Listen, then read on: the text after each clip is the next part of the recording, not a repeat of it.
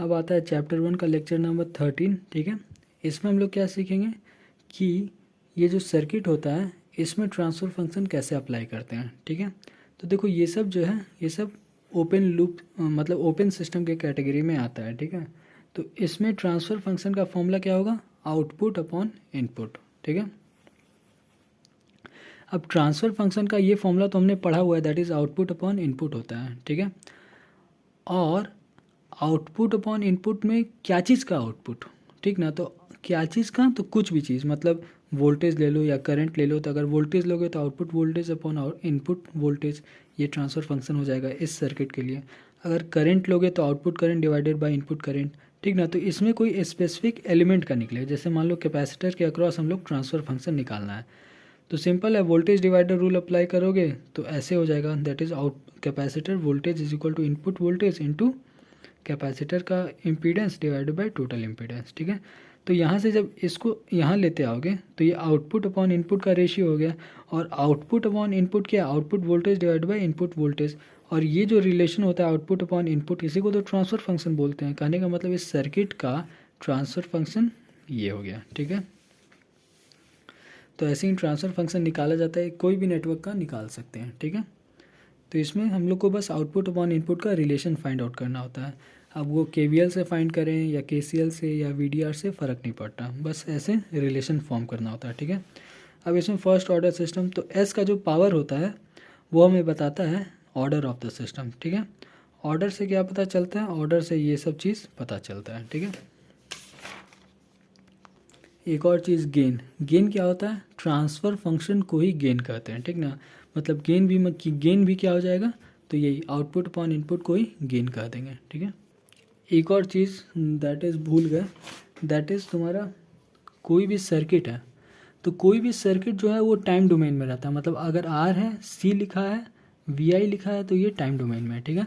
और जो transfer function का जो फॉर्मूला है आउटपुट अपॉन इनपुट, ठीक ना, ये तुम्हारा लैप्लास का चीज़ है। मतलब ट्रांसफ़र फंक्शन लैप्लास का पार्ट है, ठीक ना। तो तुम उसको टाइम डोमेन में अप्लाई नहीं कर सकते हो। तो ये जो वोल्टेज डिवाइडर रूल मैंने डाला है, इसके लिए तुम्हें ये सर्किट को पहले लैप्लास में कन्वर्ट करना होगा।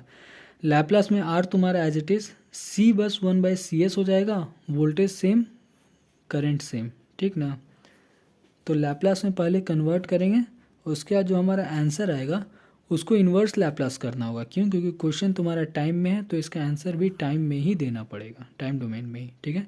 तो ये आंसर आ गया, अब इसका इन्वर्स लैप्लास करके आंसर कर देंगे, ठीक है। अब जैसे ये एक क्वेश्चन है, तो इसमें ये टाइम डोमेन में सबसे पहले इसको लैप्लास में कन्वर्ट करूँ, लैप्लास में क्या हो जाएगा, ये 2s हो जाएगा, ठीक है। तो वोल्टेज डिवाइडर रूल से निकाल दिए।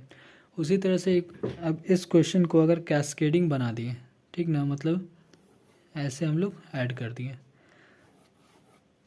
तो क्या होगा, अगर इसको ब्लॉक में हम लोग रिप्रेजेंट करते हैं, ब्लॉक में ऐसे होगा, ठीक है, और सर्किट में ऐसे होगा। सर क्या बताएं, यहाँ पे एक चीज़ बताएं, करंट लोडिंग इफेक्ट, ये क्या है।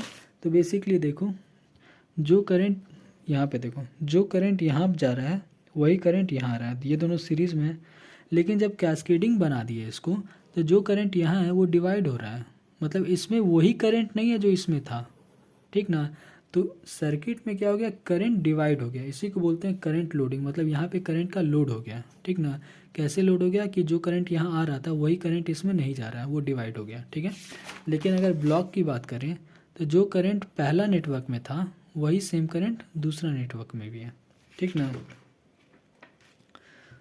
तो तुम ऐसे कर सकते हो, स्क्वायर इसको कर सकते हो, क्योंकि ब्लॉक में क्या होता है कि अगर ऐसे लगा हुआ है सीरीज़ में, तो उसका ऐसे मल्टीप्लिकेशन करके लिखा जाता है, ठीक है। और इसका अगर सॉल्व करोगे तो ये तुम्हारा KCL KVL लगा के सॉल्व होगा, दैट इज़ नोडल एनालिसिस कर दिए और VDR लगा दिए, ये दो इक्वेशन आ गया, सॉल्व करोगे हो जाएगा।